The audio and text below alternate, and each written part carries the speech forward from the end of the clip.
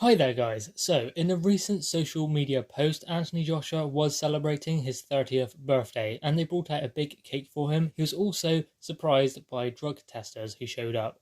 But Andy Ruiz Jr. has responded to Anthony Joshua's new look and his slimmer looking body. Now this is what Andy Ruiz Jr. had to say. He looks a little slimmer, but I don't think that's going to do any different. You can do whatever you want outside of the ring, but inside the ring, when it's fight time, like Mike Tyson said, everyone has a plan until they get hit. Now Ruiz went further to reveal Anthony Joshua's game plan, or what he believes Anthony Joshua will try and do on December 7th. This is what Andy Ruiz Jr. had to say. He's going to try and win by points, especially since he's going to be running around. My job is to cut the ring, and that's exactly what we've been training for. I don't really worry about what he's going to do. We have to worry about what we're going to do. He's going to train hard. I feel that he has more pressure than I do. I just want to do what I have to do and just let my hands go and focus. He even said at the press conferences, he said he was going to be boxing around.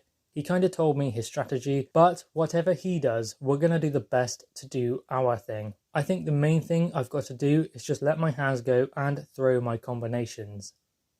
So that is what Andy Ruiz Jr. thinks about the rematch against Anthony Joshua and Anthony Joshua's slimmer looking body, and the fact that he believes Anthony Joshua is going to be boxing on the outside off the back foot, which Anthony Joshua done quite a lot last time. But what happens if Anthony Joshua comes out and grabs centre ring? Because Andy Ruiz Jr. is under the illusion that he is going to be able to get centre ring and keep Anthony Joshua on the outside, moving around the outside of the ring and expend Anthony Joshua's energy, then go to the body. That is what I believe Andy Ruiz Jr.'s game plan is.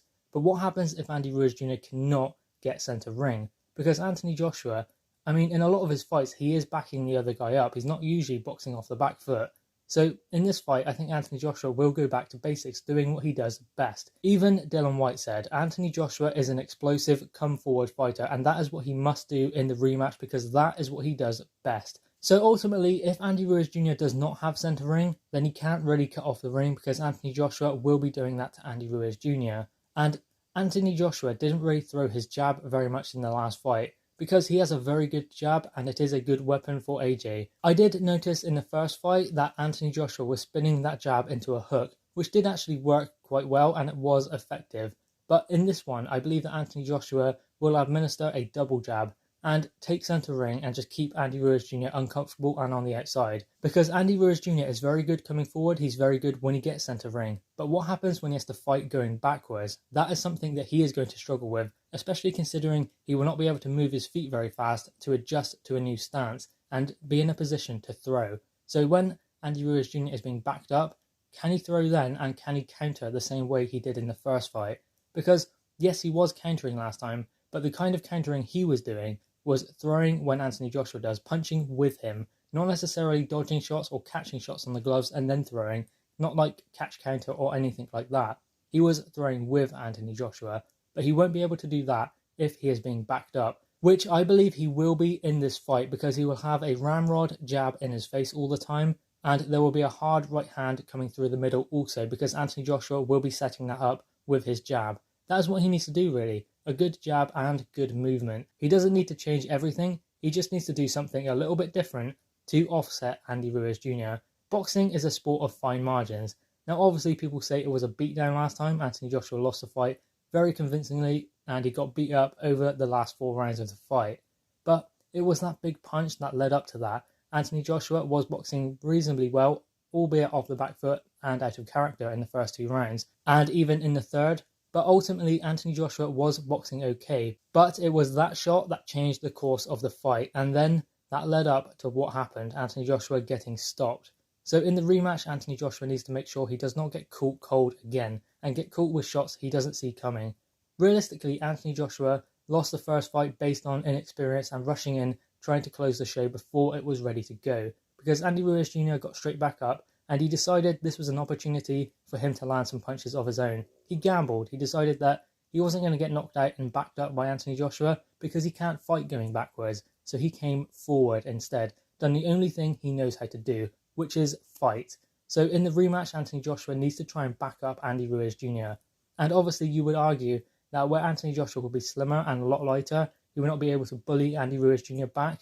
But if Anthony Joshua can get that center ring and use his feet, use that double jab, and as I said, follow up with a big right hand, which if Andy Ruiz Jr. has a big jab in his face, he will not see that shot coming, and that will back him up. And as soon as Andy Ruiz Jr. goes on the back foot, then Anthony Joshua has him, because Andy Ruiz Jr., as I said, will not be able to box off the back foot. He's never done it in his entire career. No one has ever really backed up Andy Ruiz Jr.